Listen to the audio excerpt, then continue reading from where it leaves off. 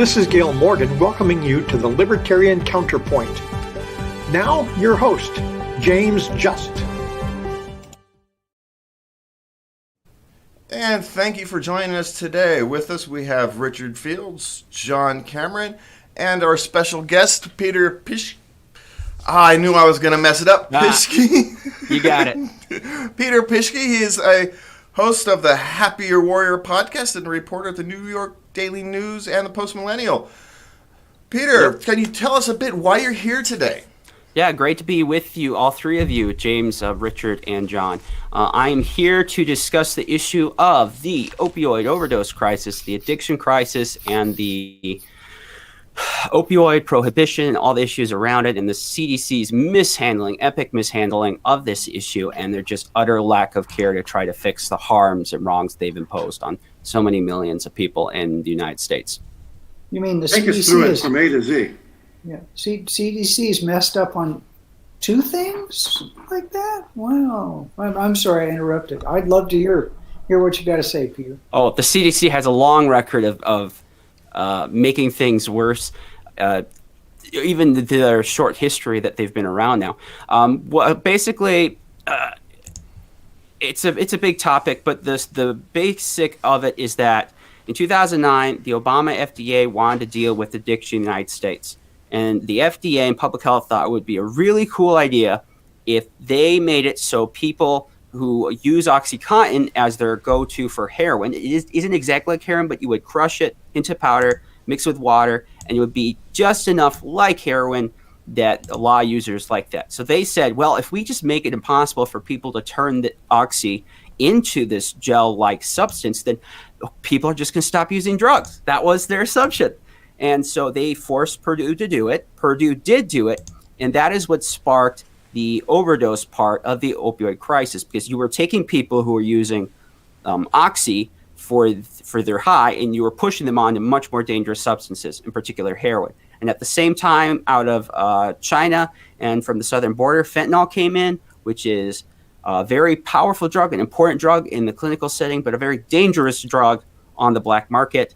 And as these two things happened, they kind of crossed each other, and fentanyl became the main go-to in the supply line. So it's very hard to get clean black market drugs that do not have this.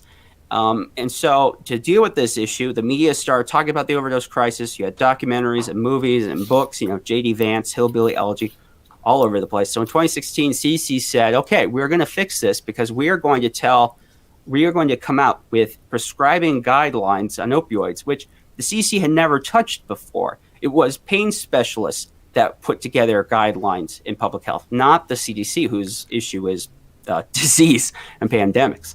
And these guidelines were extremely punitive. They made a clarion call that public health, doctors, law enforcement, state legislatures, all the rest, that it was time to embark on a drug war on prescription opioid medication. Now, we are 5 years since then, and the damage of this is huge. The addiction crisis is much worse. Many more people are getting addicted. The overdose crisis has increased by insane measures between 2013 and 2013 and 2019. There was an increase of fentanyl overdose deaths by 11-fold, an increase of over 1,040%. And at the same time, now millions of innocent patients, law-abiding people with pain issues, people with cancer, people with complicated diseases, in some cases even, especially veterans, in some cases even children. I've met with several families that had children with cancer, and they were told that it was just not a safe thing. We don't want to get your kid addicted. It's a lot of disturbing stories like that. And the CDC promised us in 2019, they finally did a mea culpa. The AMA got on this issue, the American Medical Association, they put the pressure on. And that was enough to get the CDC to cry uncle. And so at the end of 2019, before coronavirus, they promised they would work and get a new set of guidelines out. They heard the issues being put before them. The meeting was quite profound. I mean, there were people crying at this meeting on the CDC side and the patient advocate side. And it was just like people were telling me, I remember clearly from that meeting, and many people, and these are people who were patients, or they were like the mom of someone who had a kid that was a chronic pain patients. And they're saying, look, if we can just wait till the CDC puts out these new guidelines, then everything's going to be great. We'll be okay. We'll try to hold on till then. And then here's where it gets really sad, and this should be familiar as a theme for libertarians. But in February this year, they came out and they made it very clear they are no longer going to take responsibility for this issue in any way. They are not seriously going to be doing anything to reform the issue. From what we can tell, it's going to be all the same people that did it the first time. We're not totally certain, but the CDC refuses to tell us who is working on this, and on and on and on. And people are very, very concerned about the situation. To give you an idea of how little the CDC cares about this issue, in this meeting where they're going to tell us, okay, here's the things that the National Center for Injury Prevention and Control are working on. They spend literally 10 minutes talking about the opioid crisis, and in that they have the overdose crisis and the patient stuff. It barely is a blip. And all they tell us is that the opioid work group that was supposed to fix this had only met twice in 2020, and they hadn't even chosen the language they were going to use for their organizational documents. It was just like the equivalent of they haven't chosen the color of the drapes. But in this same meeting afterwards, they would spend 30 minutes congratulating one another for their handling of the crises, the overdose crisis and the coronavirus crisis. Oh, thank you, Dr. Rogers. Oh, you're so wonderful. You handled this so great. Oh, thank you, Dr. Steven. You're just fantastic. I love how you handled that. This went on for half an hour. And to top it off, to give you an idea of how unserious and how irresponsible the CDC has handled this issue, at the end of the meeting, it is by law that if the executive agencies want to put out public policy change, a big regulatory change, they must get input from Americans, the public. This is the law. And so at these public meetings, it is the law that people are allowed time at the end of the meeting to, if they're in person, to talk, or if they want to phone in, that they are allowed to do this. And the CDC, the chair of this, did this just incredible game. You wouldn't believe it if you hadn't seen it. And in my article, there is a link to video of this. She played this game where she pretended that the people who were watching didn't actually come. And she would say, Steven, please, if you're here, unmute your mic. Now, it was set up that only their side could unmute, but they were using Zoom, and they played this game, and they let only 4 people testify in a 30-minute time, and they mysteriously, they all had medical letters next to their name. And then after that was done, then all the important people left, everyone that actually matters. And then she says, oh, well, now we need to get some comments from the public. And all of a sudden, magically, it works.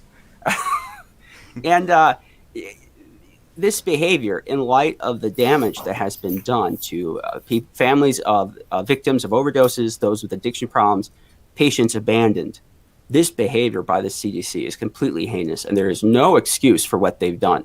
The stats are coming out every week. We get new stats that show over and over and over again what public health has done, especially the CDC has led on, has caused damage that is beyond the scope to really to comprehend, not just the United States, but across the Western world. The UN is on this, the WHO is on this, Europe is on it, Australia is on it, Canada is on it. They have enabled arguably the worst health crisis in the 21st century, at least the first part of it. If we hadn't had coronavirus, that would be the story, because they have acted irresponsibly in this issue and reprehensibly will not take responsibility for the mess that they created, and they know it. And that is what the article is about. I'm sorry, that was a lot. Yeah, no, tell us, do you have any stories about people who are pain patients, chronic pain patients, who, and what they went through as a result of the machinations of CDC?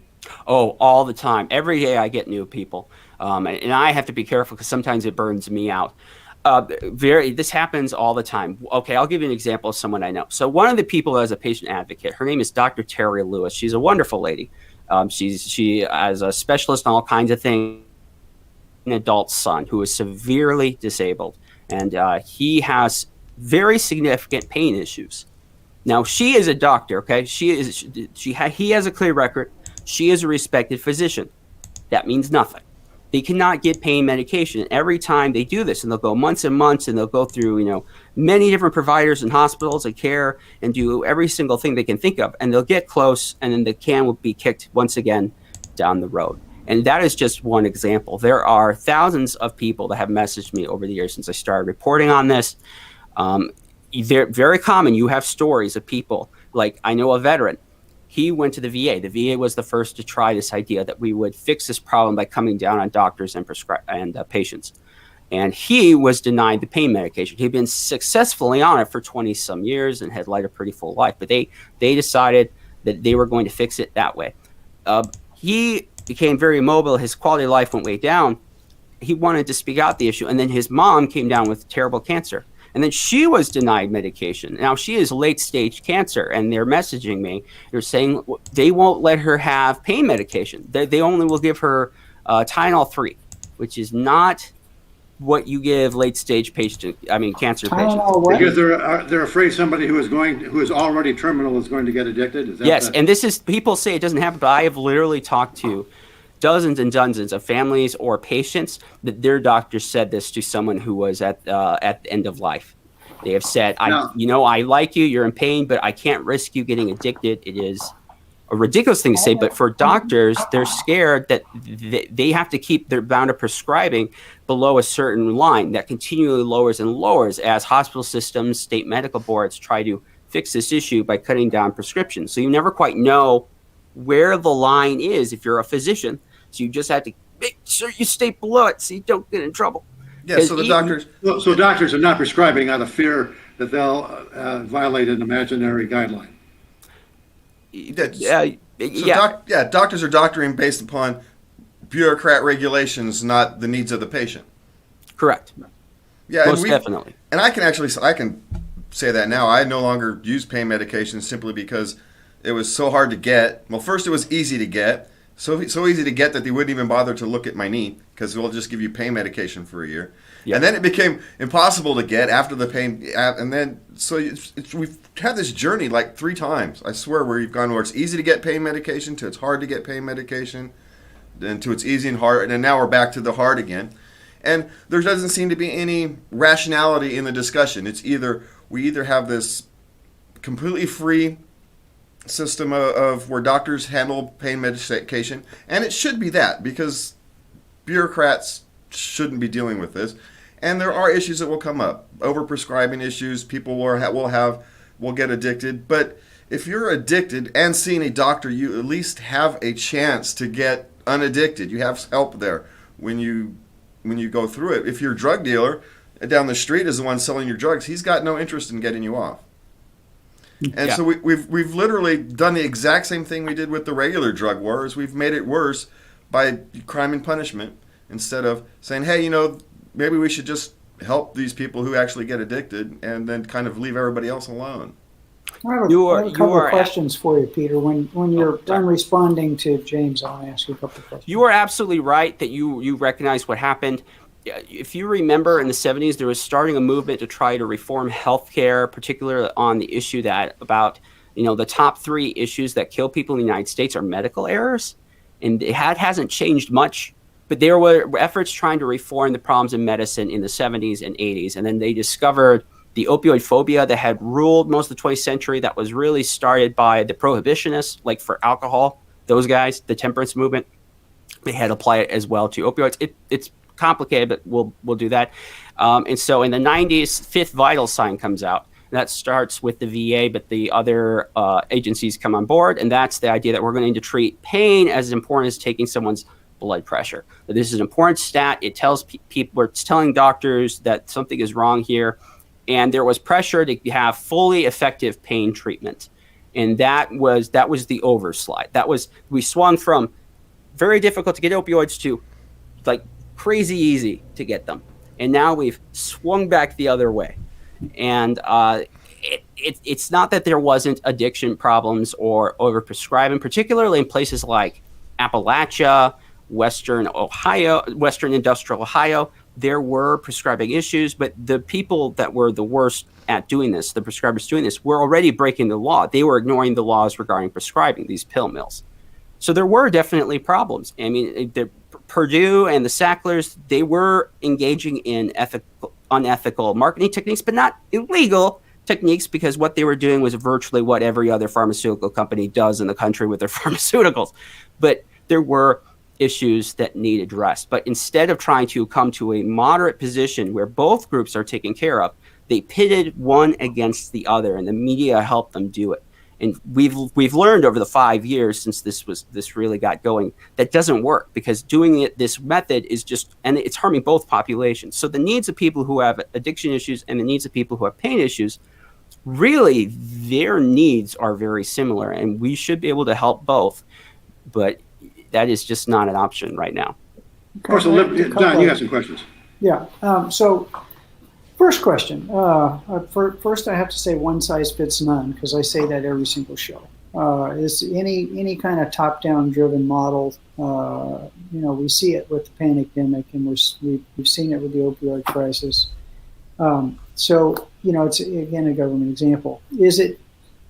Do you think, because it looks like the unintended consequence of this, if you step back from it and had no moral compass, you would look at this and say that the goal of the CDC is to enrich drug dealers and make sure cops are fully employed? You would look at the outcome and all the prohibitions that were set up, and your only conclusion as to the driving principle for this project would be that we want to make drug dealers rich and keep cops fully employed. Do you think that at some level that is someone's actual goal? Or do you think these people are actually so stupid that they couldn't predict these unintended consequences? There were many people who predicted this would happen. There were many meetings about this, and the other organizations, agencies, and people that tried to speak out about it. Many of them were pushed out after this, but there's a famous meeting in 2015 with the AHRQ, and these guidelines are being considered for the first time. It's unfortunate. It's not that, for one, it's complicated. You can definitely see issues with public health and coronavirus in the sense that bad policies will happen when you're doing with something new. And public health's inability to untangle themselves from the bad policies is that the incentive structures are out of whack. And the problem is that there is an incentive in our institutions today to not take responsibility for the screw-ups. There's no win. Okay, the NCIPC, they're the people who then got put in charge of the parent organization, technically the work group. They do not, there's no win here. So if they admit that the CC screws up, people are going to get fired. They're going to have the media on their backs. They're going to be in a lot of trouble. It is so much easier just to ignore it all and just to keep going with what you're doing. Because there's no reward from doing what's right here. There's no reward for fixing it. So no one is willing to make the right decision, the risky decision, because the incentive structures are all wrong. You see it in media, you see this problem all over the place.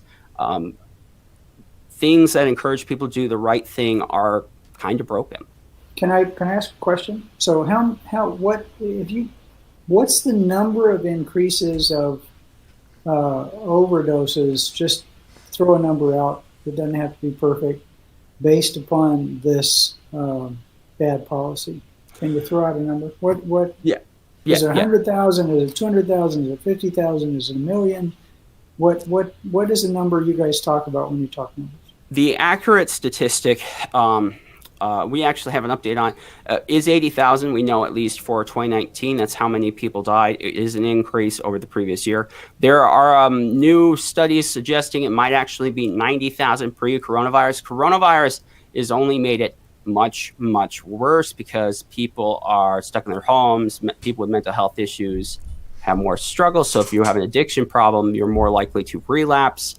And of course, pain patients, the DEA, there's this freaking-tastic stat that my friend Pat Anson, who runs Pain News Network, they put out a document last month. And it's like, this is what we're doing this year. This is what happened last year.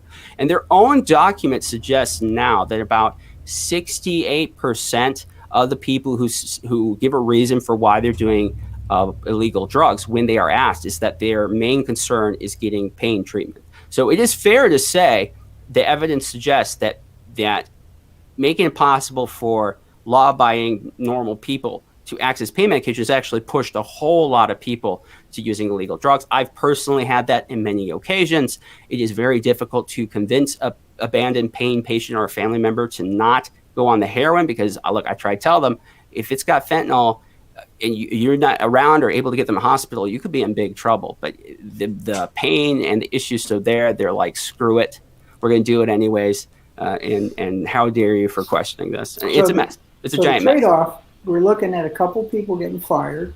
I think they should be shot myself, but let's say they get fired versus you're throwing around nearly 100,000 additional deaths. You said 90. So we've got some bulletproof bureaucrats who screwed up, who are worried about losing their jobs and having egg on their face. And you've got 80,000 dead people. So, this is what makes me a libertarian right here. But frankly, if it were for nothing else, this should make you a libertarian. Let's take that a step further. What is the libertarian solution, and what's a practical way of implementing it? This is a very libertarian issue. Before I started reporting on this, I was technically a conservative. I'm much more libertarian now, to be honest. What would be the solution? The solution for this is it's similar to the solution of COVID. We are trying to fix these issues in medicine and science by taking an approach that when you are a patient and you come to them, they want you to fit in their box. You have to fit your needs in their definitions and their little box. You have to put the square block in the round hole. Yeah. That's societal medicine. That's trying to determine medicine from the top down perspective. Okay, you got a knowledge problem, Hayek, all that. The solution for many of these issues is to return to individualized care. So instead of you trying to fit to the comfort of the physician or the system, they are looking at your individual needs and who you really are, and then can help you. I mean, that's how it should be. If you have addiction issues, they should be able to work with you and help you get the things that you need, or best able to if you're a cancer patient, pain patient. Again, you have specific needs. It shouldn't matter what you, John, on the other side of the country from me, need for your healthcare versus what I need for my healthcare. But when we do the societal top-down ways to look at medicine and science, concerns like that go to the wayside. And if libertarians have been the ones that are most open to this story first, particularly like Reason Mag, and they understand the importance of not letting our desires to fix society override the rights of the individual. Well, I think that's part of the problem is that some of these problems actually you can't fix. You can just make better. And that's one of these discussions I had, on my campaign recently for Assembly there's some of these problems you don't have. There's no good solutions to things like, CPS, to issues like, prescription drug problems. There's actually no real good solution. What there are is ways to make it a little bit better and to continually make it a little bit better. And over time, things become a little bit better because there is no fix. You're always going to have people that get addicted. You're always going to have people that fall through the cracks. But what you can do is I'll give you, but what you can do is you can acknowledge and not overreact to these problems. I think our overreaction causes as many problems. All right, John, you about blew your gasket over there. So I think there's a difference between a problem and a condition. A condition is something you throw all the energy, money, capital, smarts you have at, and you can't change it. And there's a problem which can be fixed by those things, by labor and brilliance and capital and all the rest of that. But I think, if people could go to a liquor store, for example, and it was an opioid store, and on all the bottles and everything, that there was these nice clean needles that they could get, like 6 free with every 6-pack of heroin they get or whatever, and the drugs they could get were certified by an independent laboratory to be 99.999 Six Sigma pure, which you can't do, but everybody throws that word around. Then, the problem, and if they're virtually free, which they would be if they're in the liquor store, compared to what they are when you buy it from. So then what you have is I'm not saying it's a perfect solution because, like you're right, it's conditioned. You have people making individual choices. You're not going to sell heroin to babies. You don't sell liquor to babies. You don't sell cigarettes to babies. Nobody in the right mind does. But you let people manage their pain. If it takes fentanyl, they can buy fentanyl. You throw doctors into the loop and make the stuff outrageously expensive. You make it unavailable to people who can't get health care. And then you create the little shoehorn that the socialists put into the system to create socialized medicine so you can give these people care. And I would rather see people, 20,000 new people, overdose on good stuff they bought than the 90,000 people who die and the people who are in chronic and horrible pain. So, I think that the closer to a libertarian solution we can get, the better. It flies in the face of probably somebody who's a former conservative. But now what you have is, whatever numbers being reported is being grossly underreported. And chronic pain is as debilitating as just about the worst disease.